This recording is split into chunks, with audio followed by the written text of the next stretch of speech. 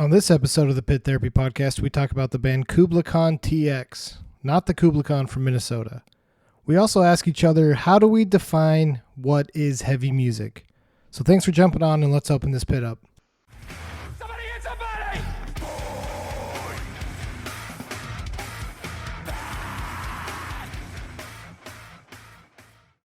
Hey guys, welcome to another episode of the Pit Therapy Podcast. I am here with Kyle and Flash in the Pants McGee. What's that even supposed to be, bro? Because of your stupid saying last Listen, time bro. about a flash in a pan. Flash in the pan.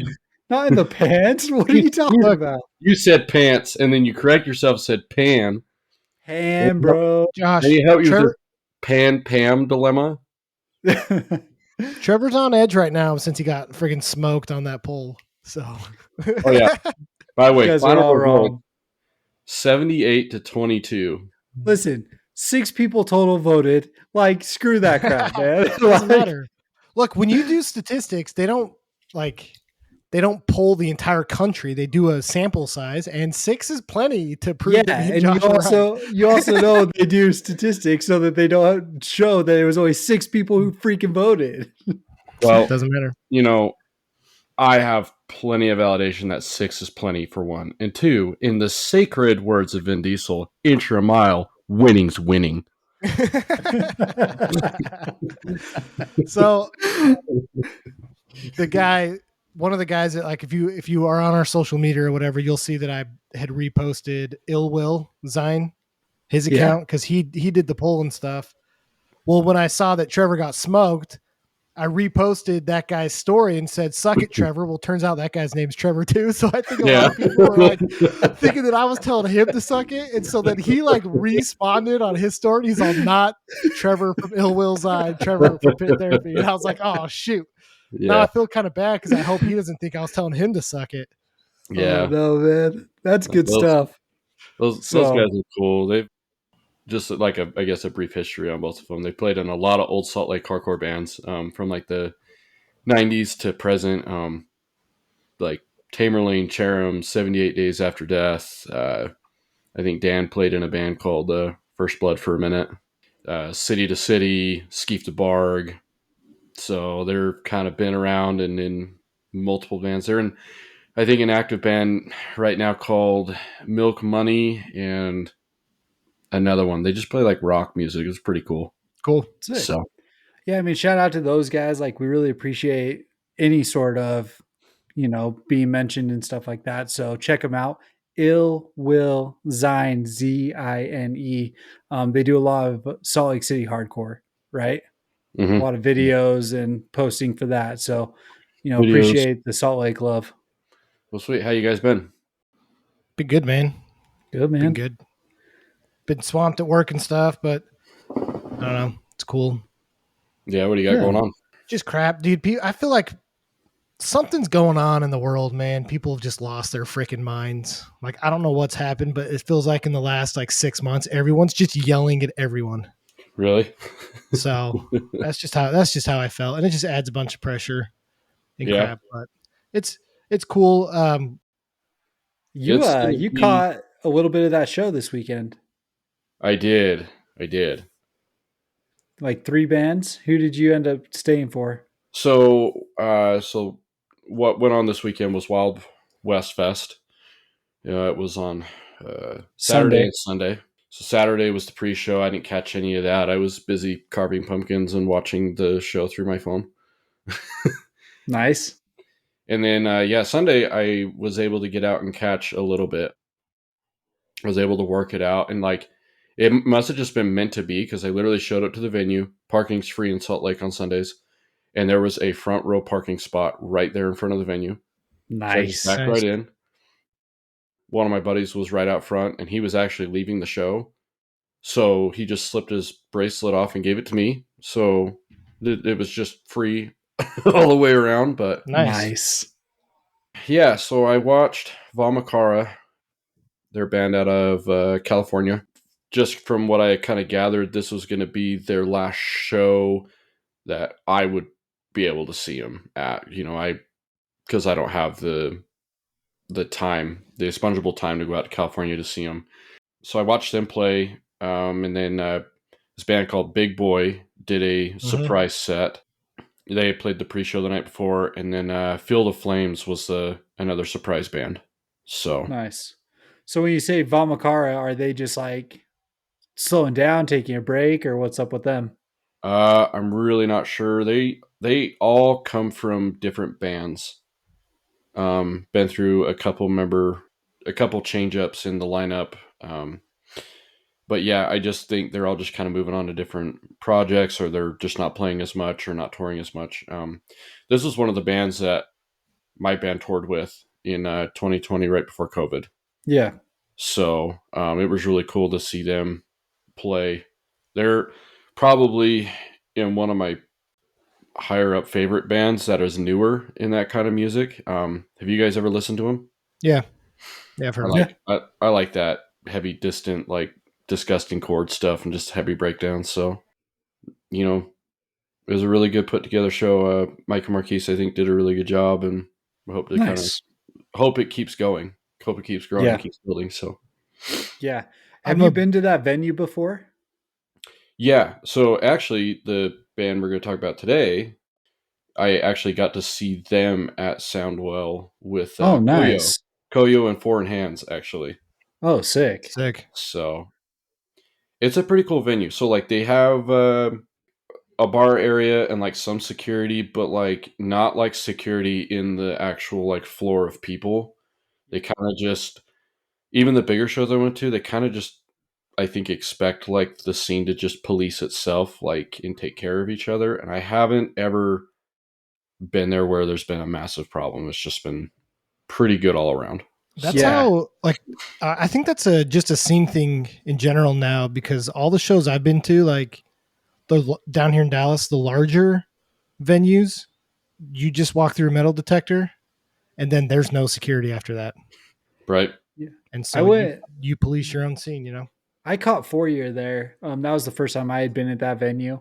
And basically, what you're saying, the only security they had was actually up on stage because they just don't like people jumping off the stage. And it's more or less to protect the monitors and stuff like that. But anything on the floor was just free game. And see, and I think it depends on the show because at Foreign Hands and Koyo, you could.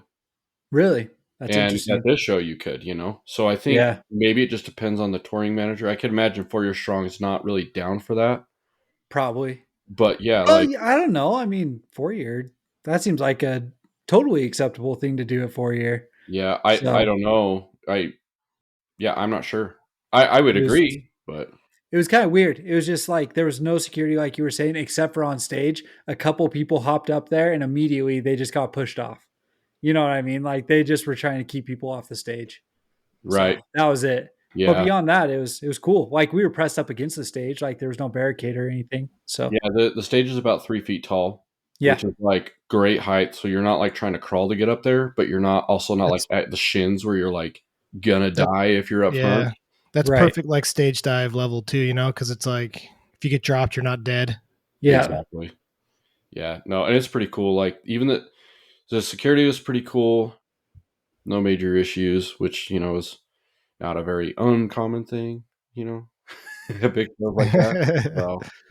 So, but yeah, no, it was really cool. There's actually another cool show that's happening here. I don't have the exact address, but Zabalba is playing here Oh, on nice. That's sick. December 11th, I want to say. They haven't played here in Nice. about 10 years.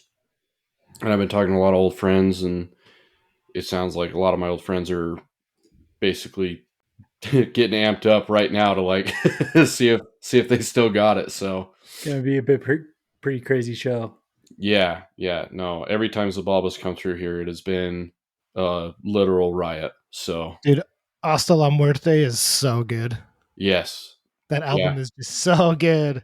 My favorite song by them, even though it's probably super overrated, is "Cold." It's Sure. good stuff. Have you watched the music video of that? No, They're like in an apartment, like playing for people, and it's just a giant party. That's pretty dope. that's how music So videos should be. Could you yeah. imagine though being in an apartment building and Zabal was playing? Oh yeah.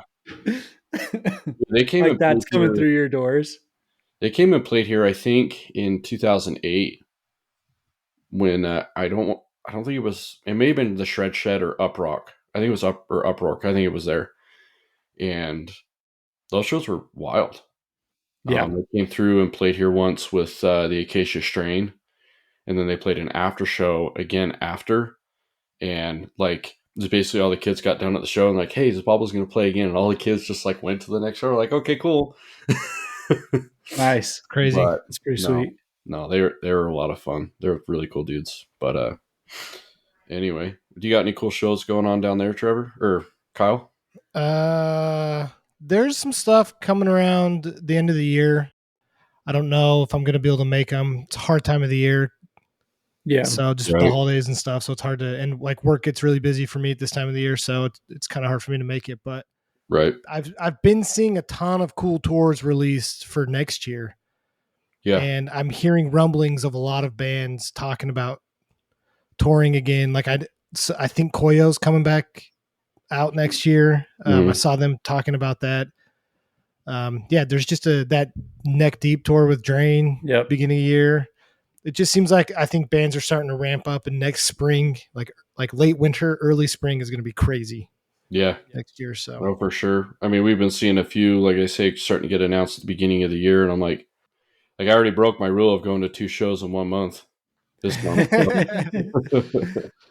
So No, we've got some coming up here soon. We have the Story of the Year 4-year. Dying Wish is coming through here soon on their headlining. So there's several good things coming in early November. I'm hoping to at least make it out to a couple of them, but we'll see how that goes. I'll be at the early November show, but the Armor for Sleep. Right. I don't care for the early November. That's that's in December though, isn't it? Yes. Yeah, December of this year. Yep. Yeah, I think this year I might try and catch that Silverstein and Stray from the Path show. Oh yeah, that's coming through here too. I think that's like later December for me, and so I think I might like be off work and in a spot where I can go catch that. But nice. Like Silverstein, like Stray from the Path. It's an interesting lineup. I don't know. Mm-hmm. I guess newer Stray from the Path probably fits a little better with Silverstein, but their old stuff, I feel like that. I might sound way too emo for this, but like I love Silverstein. Oh, I love Silverstein. Silverstein's great, dude. I still have the original Silverstein shirt from when I was 15, the smashed into pieces with the robot. Nice. I'm very upset it doesn't fit me anymore because I did try to put it on a while ago and I had to like move very carefully. But like, no, that's one of those shirts I hope that I still hold on to. So like if, Lily like ever wants to be nostalgic or whatever, and like, hey, where's all your old band shirts? Like, here you go. That's cool. Have one of our teachers be like, hey, where did you put that? That's probably one of the least what's the word I'm looking for? Controversial shirts that you own. Yeah. You own some interesting shirts, bro. Hey, my Newfound Glory one, that one is wild. I will hold on to that. I'm getting buried with that shirt. Yeah. I'm getting buried in that shirt. So, all right. Well, anyway, today we were going to talk about a band called Kublai Khan, or also known as Kublai Khan TX. Gotta make sure you put the TX on there.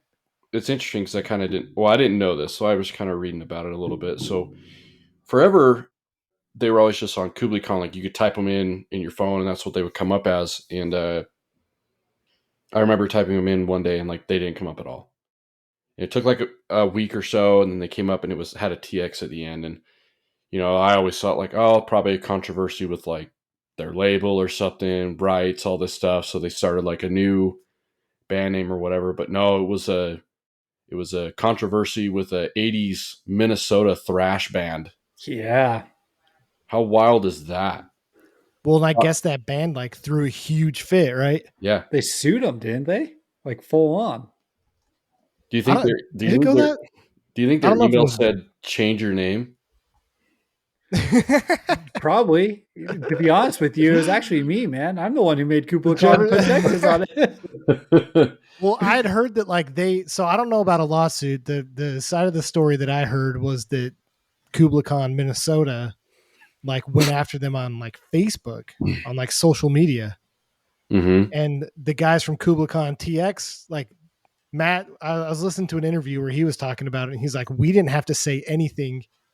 And he's all, I'm not condoning this, but he's like, our fans definitely went after these guys, and which I thought was funny. But yeah, I don't know that it ever went to a lawsuit, but they just changed. Maybe they threatened them with a lawsuit, and that's why they were like, okay, we'll just add the TX at the end of it. Sure. Right. So there's a band here that went through something similar. It's actually Trevor from Ill Will plays in it. It's Tamerlane. They finally uploaded their stuff to Apple Music, because before these bands you couldn't find on that stuff on platforms anyway, and it was up for a couple months or whatever. And then I just remember seeing some friends post like, screw Tamerlane, blah blah blah blah, and I'm like, what? And I'm like, what? And I was just kind of reading through social media posts. Yeah, it was a band from California called Tamerlane threw a fit as well of like copyright name. The name was copyrighted, and so they had to re-upload. I think their options were you have to get rid of your account or you can change your name. So they changed it to Tamerlane SLC. Sure. So maybe it's more common than we think. Are you? Oh, I'm sure. I mean, okay, obviously, like I don't know how much we can say about this because we're not going through this, but like, if you're a band that's not touring, that's not active, do you have a right to do that? Probably depends on how big you really were and stuff like that. Like, I don't think that the Kublai Khan Minnesota had any right to do it. I mean, I don't even think you can find their music on like Spotify or Apple Music or anything like that. So it's like truly like just a power play for them to do that. But I think if you're an active band, or I guess not an active band, but have a big enough following, there's probably some validity to that. So what would set the precedence though? Like, what's the limit? Like, I think it million really listens a comes month, down to if you have the legal paperwork to back it, it's totally suable. and it's fair game. You think it's a hard line just at like the legality of it. Yeah, I mean there was another kid I know that played in a band here, and like all of the members like ended up leaving, and he actually went out and got all of the like legal documentation to copyright everything so that those guys could not play any of it, basically, because he had everything saying that he owned the rights to all of it. It's like weird stuff. Like I think it's a super like power flex move. I'm like, That's dude, petty. no one's gonna play your band stuff. Like there's no new bands. Like, all right, but let's find their band and use their stuff as our intro or whatever. And call us bluff. Dude, seriously. So I was gonna ask both of you guys, have you guys ever seen Kublai Khan? I haven't caught them yet. So the first time I saw them was I want to say it was 2018. So it was like right after my daughter was born. So I wasn't really going to too many shows, but I was able to catch this one. So I know they did a bunch of Vans Warped Tour stuff. What year did you say it would have been? 2018. I remember some of the bands, just not all. Anyway, it was like No Zodiac, I Am, Left Behind, and Kublai Khan. I'm pretty sure. And I don't know if you're familiar with any of those bands, or maybe you are. That's probably the heaviest, like heavy hitter show I've ever went to. And the weirdest part was it wasn't packed. Like it was odd. It was at this place called the Loading Dock, which was a venue that was around in Salt Lake for a little bit, and it legit was a loading dock. Yeah, I've been there. It's tiny. Yeah, smaller than Kilby Court, the venue we talk about all the time. And it's like a garage that's open. So like it's out. I mean, most of the time you're outside anyway. So if it's a winter show, like you're screwed. Yeah, that was the first time I actually got to see them. And it was so weird at that time because there was a lot of people that said like, oh, Kublai Khan sucks and they're not that good, blah, blah, blah. And so I didn't really have that high of expectations as I had never really listened to them. And then they started playing the Hammer from Yeah. what is that record off of Nomad? I Yeah. think. Yeah, they started playing that, and I was like, I don't know what all you guys are talking about. This is the greatest song I've ever heard. Just like a good beat. So that's kind of been my opinion of Kublai Khan. I don't dislike them. Right. It's not something that I can sit down to and be like, I'm just going to listen to this. I Right. think they're a band that you have to see live, and that's what it is. I think they're really good gym music. Like if you want to like lift heavy or like run really fast, like that gets your adrenaline pumping really quick. Yeah. So what you're telling me is you get a physical reaction when you listen to Kublai Khan. Yes, exactly. So, told you, man. Freaking told you. Here we go, talking about Trevor's stuff again. I think what's crazy too, and get your guys' opinion, the simplicity of these guys. They're not hard riffs. Most of it is just open chords with different breakdown patterns. But like it's not bad. What do you guys think? So I personally really like beatdown. Like I like just breakdowns and heavy music just throughout. You guys are saying you can't sit there and just listen to them. I kind of sat there and listened to 4 albums in a row, and I was like, sweet, like I'm good. Like it was cool. But I mean, it does get repetitive. Mm-hmm. That's the thing, right? It gets repetitive. Really, their albums didn't differentiate too much, in my opinion. There's one I didn't enjoy Absolute as much as the other ones. Mm-hmm. They started to get just a little bit away from the beatdown, and I didn't care for it as much. But the rest of it is just heavy, in your face, aggressive music, and I personally really like it. Okay. What about you, Kyle?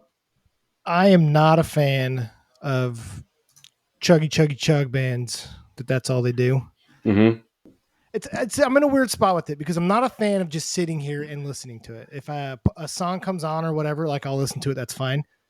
There's no connection to it. There's no connection to it.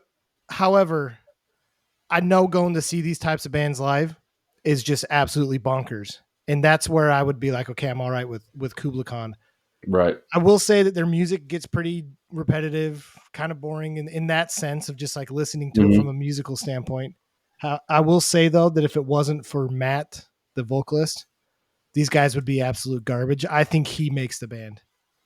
His vocals are just so good. They're so crisp, and it's not like, because I think with some of these chuggy bands, you get almost like a crossover with like deathcore of like an impending doom type, really low growl, and his is not like that. Right. And I think that really meshes very well with the music. Yeah. So he's cut his hair since, but the first time I did see them, he had 2 braided ponytails or pigtails that came down, but he had like almost like tight Wranglers on. I mean, and then he had a wife beater, and then he had like alligator or like croc boots, almost like cowboy boots, and he's pretty funny live. He's like, "Where all my ladies at? Ladies dance with me," while like Boom Sling's playing or something like that, and he's just like out there, just like dancing. That's funny. I mean, they're Texas proud. Like they are good old Southern boys kind of thing, and they wear that on their sleeve. They have no shame in it. So I read a couple of interviews with Matt, and that's what he said. He's like, "You're going to come and see us, and we don't fit what you would expect if you don't know who we are. Like, I'm up there. I'm in my boots. I'm in my Wranglers. Like, you would have thought I came off the farm." Yep. Is how it is. So 100%. Actually, I think the coolest stage dive, maybe not the coolest stage dive, but a cool one that I've seen come from these guys. There's a video of a girl that gets picked up in a wheelchair and is like on the stage, like wheeling across, and then like they help her back out to like stage dive in a wheelchair. It's pretty sick. That's cool. So, which I guess kind of brings me to my next point with these guys. They're pretty openly political in like a lot of their stuff that they've written. So you're kind of, I mean, we talked about punk bands being like super political, like that's what it was. But now these guys are obviously open-minded, talking about like human rights, women's rights and stuff. And like in their song titles and song names. So it seems like they do come from a background of like more than just metal, that they have more of a message than just straight chugs. So, are we going to call that political though? Or are we just going to call it having a good moral compass? Because, like, it's not necessarily like left wing politics or right wing politics or something like that. Like, a lot of the punk bands, they're talking like legitimate anti government things along those lines. These guys are talking like human rights stuff. You want to talk about like racism, you want to talk about trafficking women, you want to talk about like Yeah. all of that kind of stuff. That's what these guys do. They just talk about real life, like real issues in the world Mhm. that I don't think you can have a political opinion on racism or on trafficking women or a lot of the stuff that they talk about. It's just, yeah, I it's would wrong. Yeah. Yeah. I would disagree, because they do talk about violent police profiling and police brutality. I mean, That shouldn't be a political that's issue pretty either, political. though. Depending on which side of the political wing you sit on. I mean, so they're talking about police brutality. I get that, right? But I don't think that they're saying defund the police. I could be wrong about this. Listen, I did not read enough. I haven't read enough interviews or things like that. But like, I don't think that they've ever come out and like taken a political stance on it. I don't think they've said, go defund the police. I think they said police brutality is wrong. Again, that is a statement that everyone should agree with. Yeah. I don't care who you are. It doesn't matter your political views. Police brutality is wrong. You know what I mean? I could be wrong. There might be an interview somewhere where they actually are saying defund the police and things like that, and they've taken a stance. But everything I've read, it seems like they try to actually avoid saying things like that and Mm-hmm. let you make your own opinions. Mm-hmm. They just say what's happening in the world, they put it out there, and they say, you decide what side you're on, but it's wrong. Mm-hmm. Yeah. I really like the message of their stuff. I also think that, like, again, this probably plays into a little bit of like, sometimes I need to just put on pop punk. You know what I mean? I don't know that I can go 24 straight hours of listening to that kind of stuff. Not that I'm like against it. I think it's very important that people speak that type of stuff and they say that message. And that's been a big draw to me for this music in general, is because all these bands talk about real issues, real things, real problems, that some of the worst things that happen in the world, and how we should be aware of that. That is important, you know? Mm-hmm. So I respect that, and I'm glad they do it. Some of the music nowadays, even like modern rap, which like old school rap used to be like that, you know? Mm-hmm.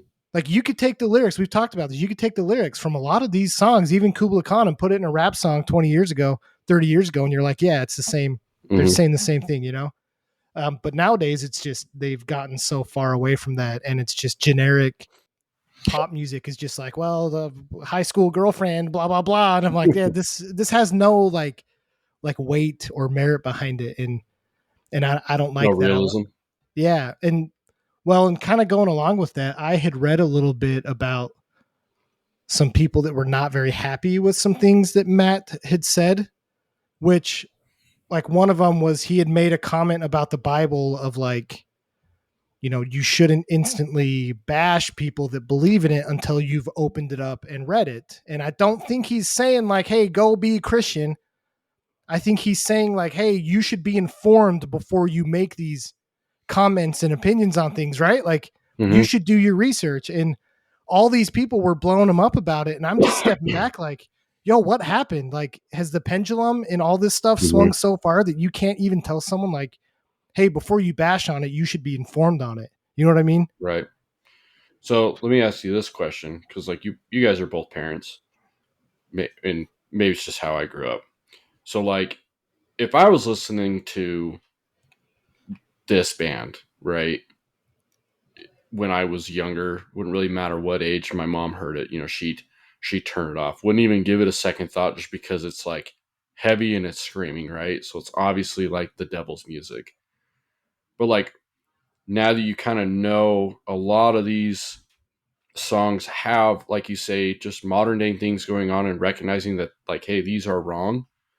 If you guys heard your kids like listening to this stuff, would you like be a little bit like, don't really want you listening to it, or be like, you know what, I'd rather have you listen to this than what's on the radio, like WAP.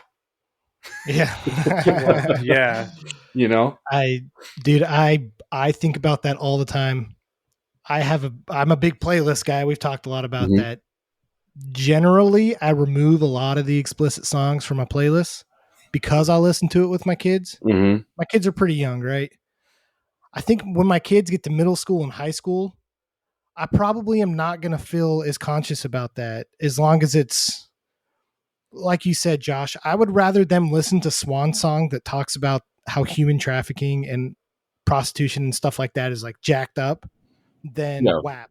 I really would, Right. So that's what blows because my mind is like you can listen to modern day radio. I don't care if it's country, I don't care if it's rap, I don't care if it's like something on X96, whatever. You actually get into the depth of the lyrics and the things that are behind it. It's usually about sex, money, and drugs, right? Yeah. Or Rock and like, roll, bro. but yeah. it's accepted because it's easy on the ears because well you Mhm. can hear them singing and it's not yelling blah blah blah, and then you get listening to this and you're ridiculed that's like devil music. And I'm like, bro, we should compare lyrics and compare like what that person does. They're, the one you're listening to is sitting in court right now with like 3 felonies against them, and this one's like going down the human resource center to like help people, or Yeah. like Right. the vocalist for Cannibal Corpse. He's at the cancer institution, like reading terminal kids bedtime stories. Like, come on, give me a break. Right. Right. No, I mean exactly what you're saying. Like this was the argument that I used to use for Christian hardcore, Christian metal, right? Mm-hmm. I always had that fight with people. I'm Right. like, I'm like, the crap you're listening to doesn't even touch these guys. Just because you can't stand to listen to this doesn't mean it's bad. Right. Like that's not an argument. If you Right. want to start to actually break down what's good and what's wrong, let's compare lyrics, like you're saying. Yeah. Yeah. And You know, so, it's like, listen, I'm not saying everyone go listen to Christian hardcore, Christian metalcore. Like, you can all have your own opinions, I but am. I would prefer these lyrics over something else. yeah. Right. So it's funny that we're talking about this because I took my brother-in-law to No Bragging Rights like a month ago, Mm-hmm. and he's not a big fan of like heavy music and stuff. And we kind of had this discussion of like, what would you rather have? Music that's heavy, that sounds evil, but has a positive message, or positive sounding music that does not have a good message? And because I was showing him like No Bragging Rights song, and I showed him Cycles.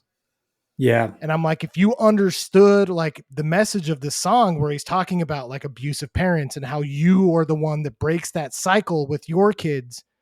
And there's the line that like, you couldn't hold my hand because your hand's on the bottle. And I'm like, Yeah. that's deep. Like that's real stuff. And like, that's a message that like we should all live by, that Mm-hmm. we're going to break the cycle of all the crap that our parents did to us, that we don't have to be like that. But because he says it in a mean, aggressive way, you're going to like discard that Right. and not pay attention to it. Like, yeah, I I don't think like I think one of the hardest things people have in this day is having hard conversations. Like a band like this is talking about stuff nobody wants to talk about, but most of it comes down to why, because that's a hard conversation. That's a hard coming to realization that this stuff actually does happen and nobody Yeah. wants to talk about it because it's hard, and Yeah. it is kind of an eggshell conversation because it is a very sensitive subject. But no, I just wanted to really point it out that like it's really cool to hear a band this heavy still have like positive messages behind it. You know what I Right. mean? Oh, Because I mean, 100%. I will say there is a good fair share of metal bands that like talk about like decapitating bodies.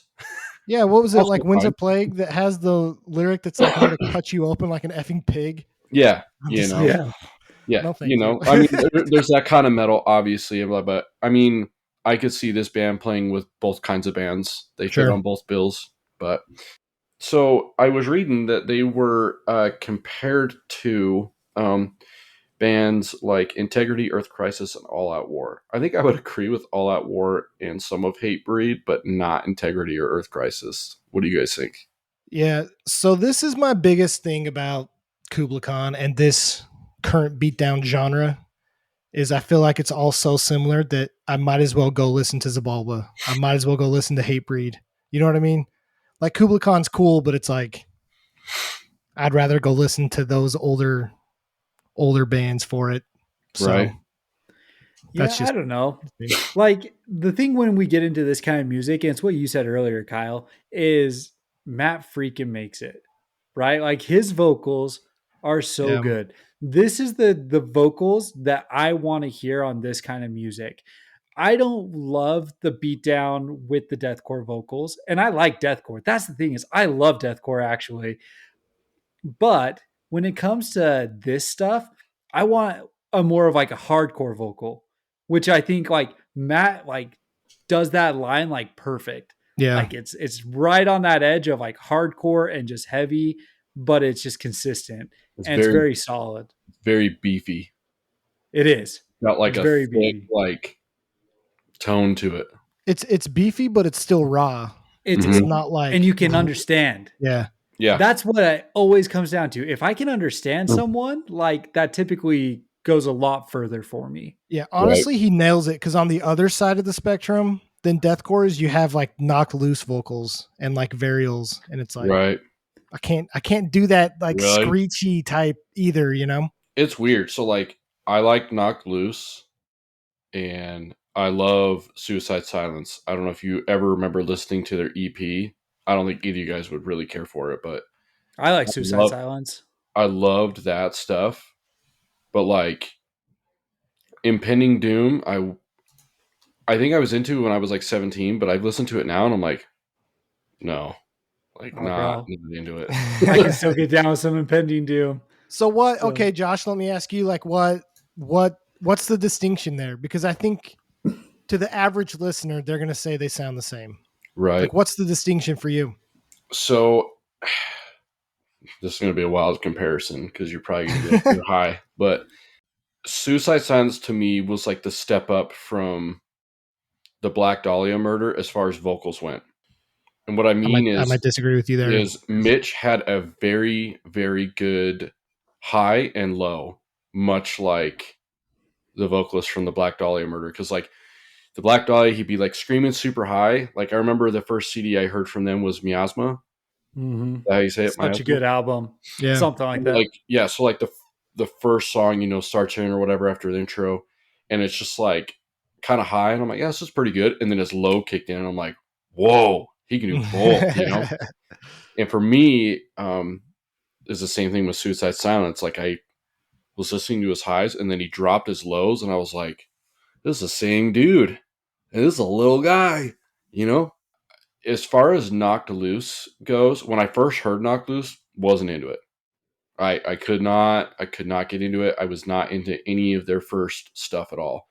It wasn't until they dropped their first full length where I kind of started like adapting to the guitar work. So I really liked Knocked Loose's guitar work, and then like the vocals I eventually just kind of got used to. But I think for them is once I saw them live, I was like, okay, like I can get into this. Yeah. And my process changed, my thought process, but I mean, that happens with a lot of bands, right? Seeing it live, it really sets a different tone.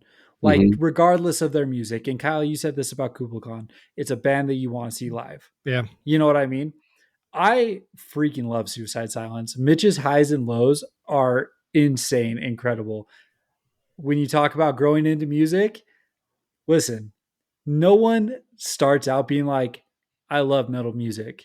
Everyone's like, what is in my freaking ears right now? You know what I mean? I couldn't listen to Suicide Silence at the beginning. It's taken a long time, but now like I really enjoy most deathcore kind of stuff. And Mitch specifically is the absolute godfather of deathcore vocals to me. Right. I'm definitely not a deathcore guy at all. I did want to ask another question though that I think ties into this really well, and I wanted to get your guys' thoughts on this. So, shoot, how do you define like heaviness? Because I've had this discussion with my wife because she went to this like Taylor Swift sing along at this venue a few months ago. And this venue's got like 2 stages cut in half, and there's like a bar in the middle of it and stuff. But one half was this like Taylor Swift sing along where they had a DJ and they were playing like her discography, whatever. The other side was like a black metal concert, like straight up black metal, people doing whiteface with the upside down cross, running marathons in a circle, right? So she was like, well, there was this really heavy music, but to me, I'm thinking like, nah, like beatdown or like traditional hardcore. Like if you're gonna say that like a sick of it all show is gonna be way more heavy and aggressive than like a death, like a true black metal concert, right? So like, how do you guys define like heaviness? Is it the actual like heaviness of the music, or is it the culture and the scene that relates to it that kind of makes it heavier for you? I'll let You you go. start on this one. Me? Okay. Okay. All right, No, you I go. got No, it. you go.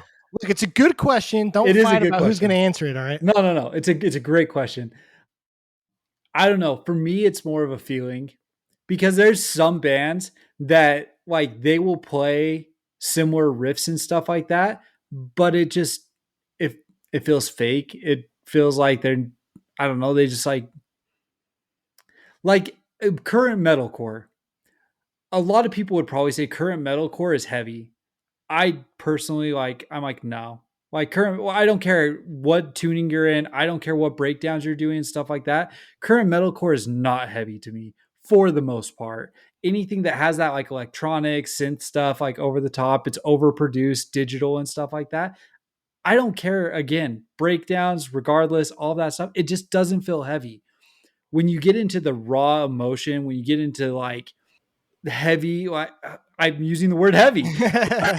When you get into like it's a feeling, man. Like It's like, what was that president was talking about porn? That like there's no definition, you just know it when you see it. that's exactly It's right. like that with heavy music. Like That's can't what it define is. you Like just, you okay. just can't. It's like it's one of those things where if I hear it, I know it because we've Yeah. talked about this before. Like Thursday, most people aren't going to say Thursday is a heavy band, but you hear some of their parts and you're like, damn, that is heavy. Yeah. But then you listen to the rest of it and it's like war all the time and stuff. And you're like, no, that's not heavy. But you hear it and you know it kind Right. of thing. Here's a Well, question: is it heavy or is it just heavy for Thursday? No, like my personal opinion, it's heavy in general. Mm-hmm. Like it's that feeling, bro. I'm telling you, you get physical reactions. It builds up in you. We're gonna make like a shirt that's Trevor's be like a physical like reaction. a physical reaction. The hair stands up on the back of your neck. And Josh, you say it all the time. They play that song. I want to rip the room apart. If I go to a black metal show, I don't want to rip the room apart. So I want to burn the building down. but so before I ask you, Josh, because I want to get your take on this, but a lot of this question comes from there's a person I was talking to and they asked me like what kind of music I listen to, and I was like, I listen to heavy music. And they're like, okay, so Fucker, you your listen death punch. yeah, so you listen to like death metal. And I'm like, well, actually I don't listen to like death metal. I listen to like hardcore, which I guess, there's obviously overlap and we can get into all the intricacies of it. But to me, like heavy music is not like necessarily the biggest breakdown or Right. the darkest sounding music. It's like the scene and the feeling. Like basically, it's what show am I going to be more afraid of? Because that's the heavier band for me. You know what I mean? Right. It's funny. It's such a controversial question because like I think it really just depends on who you ask. It's funny. Like I get in conversation with my wife. She's like, "Yeah, I've got this coworker that has husband. He listens to metal. I think you guys would get along great." And I'm like, "Yeah, probably not." Yeah. You know, Yeah. It's not the same. like look at how much it's the evolution of what's heavy. I mean, our grandparents and their grandparents grew up listening to stuff like Frank Sinatra, and then bam, here come the Beatles, and it was devil music. Yeah. And you listen to the Beatles now, and you're like, what?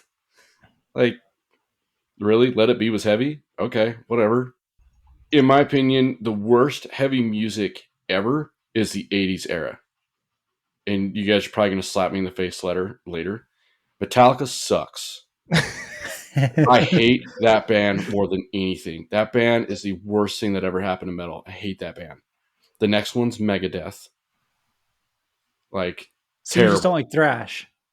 I don't like thrash. Not necessarily thrash because I really like Power Trip. Okay, so modern thrash. You know, So you like power violence. You like thrash that has breakdowns. but like you're right, and in my opinion, I actually like Primus. I think they were way better than the other two.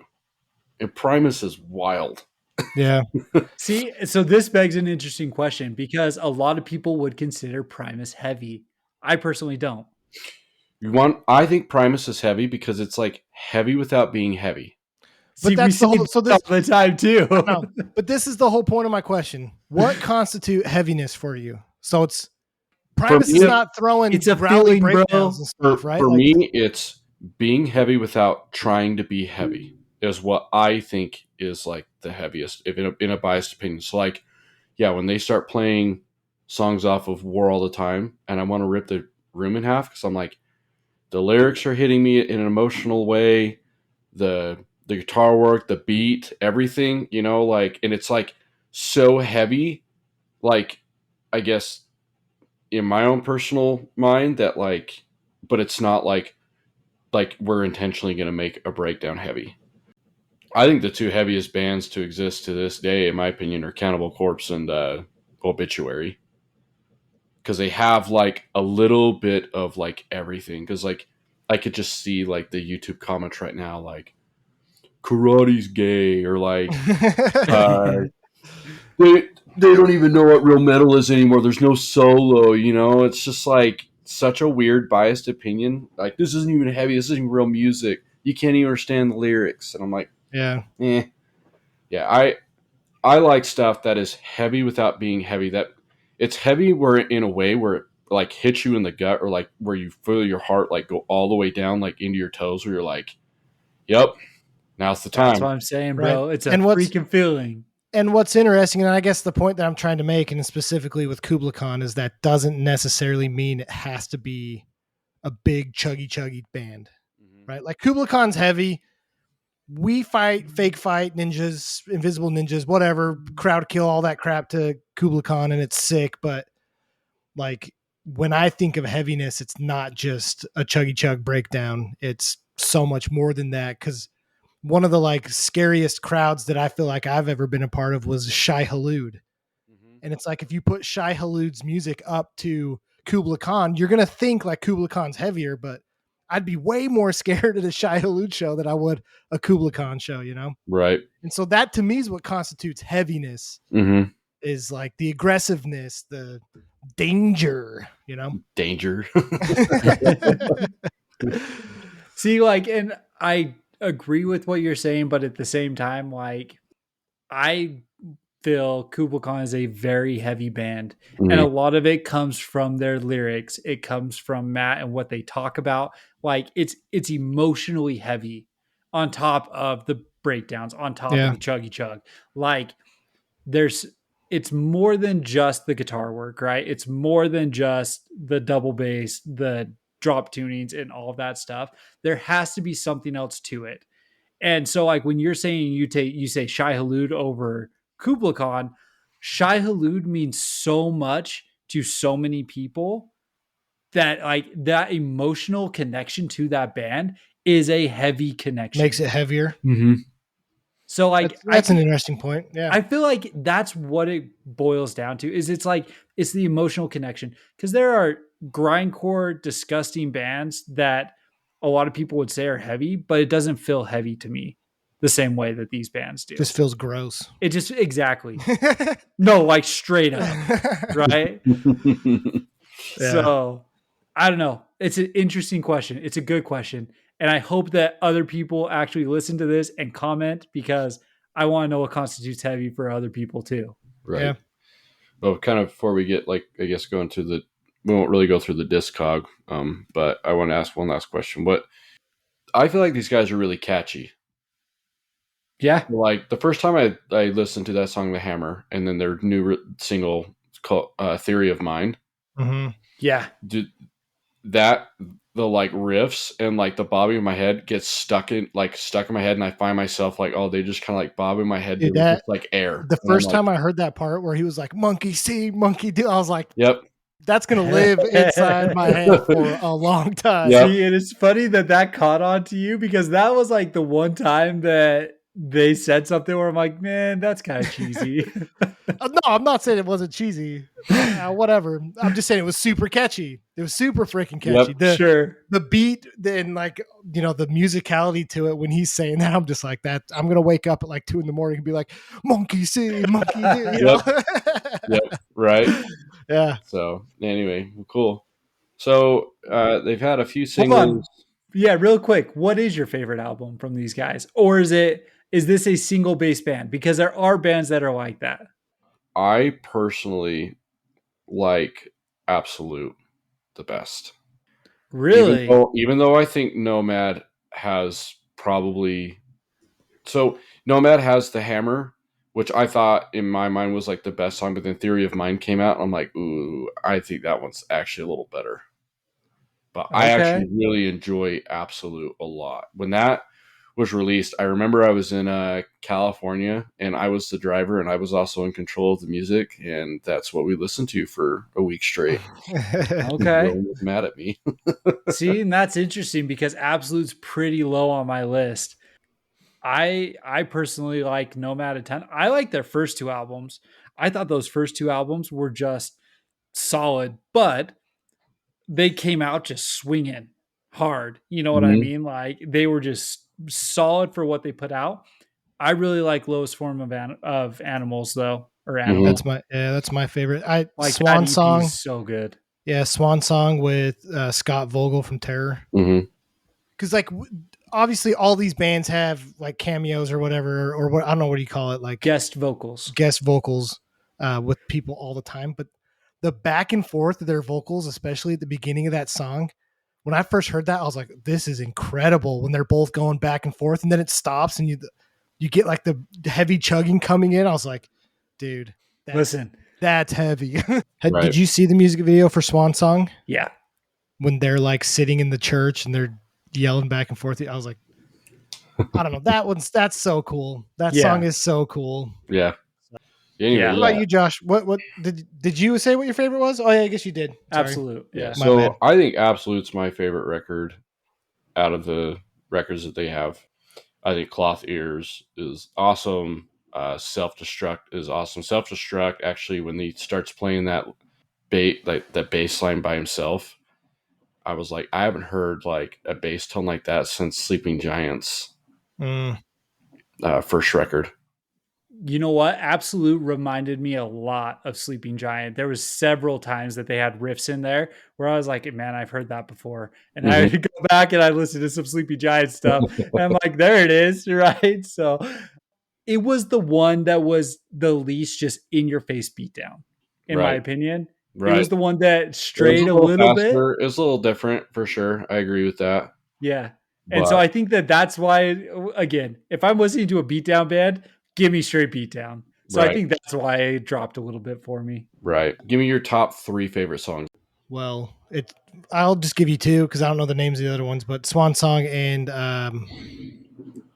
Theory of Mind. Boom Oh, Boom Boom Slang? Slang. Boom Slang. Boom Yep, Slang? that song. Yeah, those are my two favorite songs for sure. What about you, Trey? I can give you album. I thought it's a toss up between Nomad and Youth War for me, Okay. just because Youth War is their first album and it was good. I enjoyed listening to Youth War. Song wise, I don't know. That's harder for me. Yeah. Like I really like Swan Song, No Kin, just because of what they're talking about. Mhm. Super sick. The Hammer, such a good song. Yep. And then I think it was Us and Them. I think that song really stood out to me. I really liked Resentment. It was a single that they Yes. dropped. I remember that song dropped, and it was like the tempo change was like the first time I kind of heard that with those guys. Or not tempo change, it was like drum patterns would go really fast and it would slow down, it would go back up again. But I really liked the Lowest Form of Animal EP, like you guys, the Yeah. new single Theory of Mind. That I actually listened to. I mean, before we decided on this band, that's why I was like, we should do this band. But that to me, even though it's so straightforward and it's like probably very boring, like to play because it's just very open noted. It's so catchy and it's stupid, Yeah. just because it's so simple. But Yeah. anyway, No, these guys have done a lot with very little. right. Let's be honest about it. True. And kudos to them, man. Yeah. I know. So they've been around for 13, almost 14 years ish. It said you got together in 2009, but they didn't release anything till like 2010. Yeah. So we'll just say in 2024, 14 years. So haven't been around that long compared to any of the other bands we've been talking about thus far. So, Yeah. but These guys have toured heavy though. They've really established themselves in the scene. The nice thing is they tour with a lot of the same bands kind of over and over. I don't like some people might not like that. I personally loved seeing like similar tours coming through. Like one of my favorite things was seeing Scary Kids and Haste the Day come year after year together. Yeah. So if you're going to see Kublai Khan, you probably have like the Acacia Strain with them. You probably have Stick to Your Guns. They've toured with them several times. I saw them come with Stick to Your Guns in a Mirror. Yeah, they've toured with the Mirror quite a bit, kind of thing. So you're going to see similar bands typically with Kublai Khan, which is pretty cool in my opinion. Sure. I think they gather a really good variety of crowd attendance too. So it's not just like people that want to pit. It's like people that really want to see them too and just headbang. But like I noticed too, like, a lot of, women like to watch them play too, which isn't very normal. I was reading in a thread one day. It was like an old Madball show, or not Madball.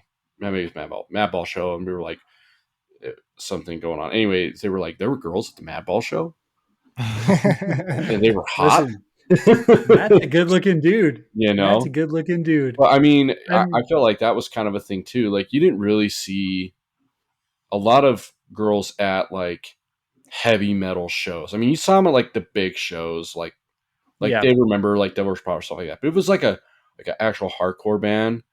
It was like you and then like your Duff friend, Yeah. You know what Duff is? The designated ugly fat friend. Listen, we haven't even touched on why these guys are the most popular. Freaking Kate Beckinsale reps Kublai Khan. So now we got to talk about it. I don't. You guys okay? Kate Beckinsale repping Kublai Khan. Only because it's Kate Beckinsale. Yeah. No. You still know? Change your shirt. Listen, more people to the scene. More I'm just saying, underworld people to the scene. I'm just saying if one of her like fans goes to a show and gets pummeled, she better pay for every hospital bill known to man. And she's not out there freaking going after people too, That's true. Bro, like Van Helsing. Freaking made that argument about Phoebe Bridgers and you guys shut me down. About who? This is different. Phoebe Bridgers? Phoebe Bridgers is not Kate Beckinsale, so. Oh. I don't know. Oh my I can't really talk about other women. My wife will kill me. Billie Eilish, It Dies Today? Come on, man. You got all sorts of people repping the scene right now. She's talked about going to shows, though. Billie Eilish has. She actually might have cred just with Post Malone. Same with Post Malone, right? Yeah, but hanging out on a rooftop watching down doesn't count. Get in the pit or get out. Want to see Post swinging. Yeah, so. Also don't know if he was about to head out on a multi-billion-dollar tour the next day, kind of thing. Oh. Plus, wasn't there that picture? So what about Shaq? Because didn't he take a picture with Speed? I think so. I don't really know what's real and what isn't real about Shaq. You think that's like a AI generated image of Shaq? Yeah, I don't know. Like at this point, like at first I was like, oh man, this is cool. And then I was seeing a lot more and I'm like, I don't think it's real. Travis Barker was hanging out at the Speed set. Wasn't there a picture like back in the day that was Will Smith with Courage Crew? That is real. So I don't know if they're still married. Will Smith's wife at the time, she's like in a metal band. Did you know that? I did know that, but I don't remember if it's this current one or if it was the one before. So you should look it up and listen. I can't remember what the band is called. Will Smith only had one wife. Wasn't it just Jada? I think it's Jada. He was married before. Was he? I'm pretty sure it's Jada. It probably was, because I think that's part of why their daughter does so much music. But yeah, she was in or is in a metal band and was the vocalist. Yeah. But yeah, I've seen that. I think that's true for sure. Okay. So, which is also Well. wild. But anyway, well, this has been a pretty good episode. I think. It took a weird turn, but yeah, it's been good. Simplicity of Kublai Khan TX. Screw that Minneapolis band. You're right. 80s thrash metal sucks still. So This is Kublai. It's true. This is Kublai Khan. I mean, isn't that what they say at the very beginning of their very first album? Yep, So, I think Oh, so. they do? yeah, that's right, they I do. think that's Yeah, what you're right, they they do. said. So they were making a statement right there. Screw Minnesota. Well, Just kidding for our one Minnesota person who listens. We love you. Tell What, your friends to listen. what are we doing next week? Whose turn is it? I think it's Kyle. mine. And What are we doing? What's the band for? Who's the next victim? so the Texas Rangers, just made it to the World So we're doing Series. Creed. We're doing Creed. No, I'm just kidding. I don't know, dude. We actually should do Creed, but no. I should send you this video. Somebody sent me a Creed cover and it's actually really good. And I was like, the original still rules, but this is a close second. Well, what's funny is like my boss was bagging on Creed, and I was like, "Yo, I've seen Creed." He's like, "What?" I was like, "Yeah, 2002 Salt Lake Olympics, man. They played the opening ceremony, and I was there." Creed. That's funny. Yep. Have you? This sounds super full of myself, but have you listened to the Fight Back song on Crow Killer's record? Uh-huh. Yeah. The very end, we're singing Creed. Yep. Yeah. Yep, and we're all arguing like, I don't know, Nickelback, because Creed, don't disrespect it. Our intro is Fight Back. Nickelback is whack. So Sweet. yeah, man. Yeah, I don't know yet. I'll text you guys. Well, Maybe we just do Alexis on Fire. Let's just do Alexis on Fire. Lex on Fire. Yeah, we'll do Yeah. Alexis on Fire. What is that lyric? It's this is a 44 caliber love letter straight from my heart. It's a good song. It is a good song. So All right. So, all right. Well, thanks for tuning in. Yeah, next week we'll be doing Alexis on Fire with Kyle and yippee. Flash Pan McGee. Flash in the pan. Got his finger on a lot of stuff too. So Oh my gosh. Get out of here. All right. Later, guys. see ya.